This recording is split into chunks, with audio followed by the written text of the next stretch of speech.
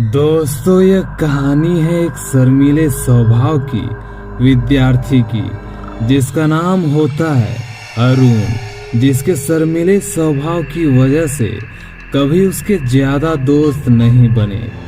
अकेलेपन से उसे प्यार हो चला था, पर उसकी यही आदत उसे इतनी भारी पड़ जाएगी यह तो उसने सपने में भी नहीं सोचा था। 12वीं कक्षा का मध्यांतर था और छुट्टियां चल रही थी। अकेले अकेले बोर होने की वजह से उसने टाइम पास के लिए ब्लैक मैजिक की किताबें पढ़ना शुरू कर दिया था। उन किताबों में बहुत सारे मंत्र लिखे थे। वशीकरण करना, किसी को बुखार चढ़ाना, उल्टियां कराना, लोगों के बीच झगड़े लगवाना, ऐसे कई टोटके करने के मंत्र उन किताबों में बताए गए थे। पहले तो उसे विश्वास नहीं था कि ऐसा हो सकता है, पर उसने खुद एकाध दो मंत्रों को खुद पर ही प्रयोग किया। तब उसे एहसास हुआ कि यह तो वाकई में असरदार है।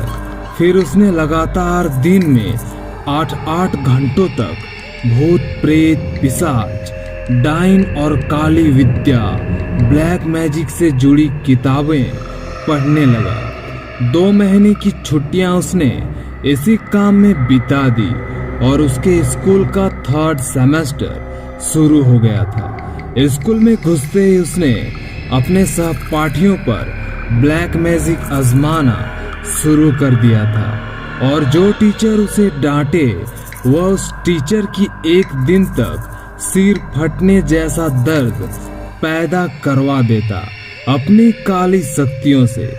कई दोस्तों पर गुस्सा आने पर उसने उसे क्लास में ही खून की उल्टियां करवा दी थी।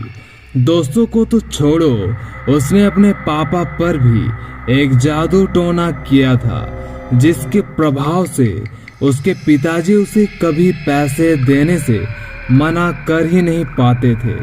उसने घोर साधना करने वाले तांत्रिकों से संपर्क किया, उन लोगों को अपनी मंत्र तंत्र वाली शक्तियां दिखाई। उन्होंने अरुण से कहा कि अगर वो भूत प्रेत की साधना करे तो और भी शक्तियां पा सकता है, और वह बिना देर किए फौरन तैयार हो गया। और फिर उन लोगों ने उसे भूत साधक मंत्र दिए। साधना शुरू करने के तीसरे ही दिन उसके घर में भयानक आत्माएं घूमने लगी और उसके मंत्रों पर गुलामों की तरह सारे प्रेत नाचने लगी। उसने एक दिन अपने पड़ोस में रहने वाली लड़की को काली शक्तियों से प्रेत से टकरा दिया, क्योंकि वह लड़की उसे भाव नहीं देती थी। लेकिन उसकी यह नादानी उस पर बहुत भारी पड़ गई, क्योंकि वह प्रेत उसके बुलाने से वापस नहीं लौट रहे थे। क्योंकि अरुण द्वारा छोड़े गए प्रेत उस लड़की के शरीर को कब्जा कर लिया था, लेकिन वह तो यह करना नहीं चाहता था। उसने तो सिर्फ उसे सबक सिखाना चाहता था। पर अब मामला गंभीर हो गया था। वह प्रेत उस लड़की की खून चूसने लगा था। वह पूरी पागल सी होने लगी थी। रात रात भर वह चिल्लाती रहती थी, रोती रहती थी। उसकी भयानक चीखें अब अरुण के दिल दहलाने लगी थी। अरुण को अब खुद से घिन आने लगी थी। समझ नहीं आ रहा था कि क्या करें, किससे मदद मांगे कि उस बेचारी लड़की की हालत ठीक हो सके।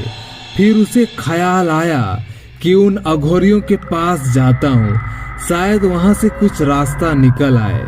फिर उन अघोरियों ने जो कहा वो सुनकर उसकी सांसें अटक गई और उसके हाथ पांव कांपने लगे। उन्होंने कहा कि जरूर इसका इलाज हो सकता है, पर अब वह प्रेत उस लड़की का खून और मांस चख चुका है।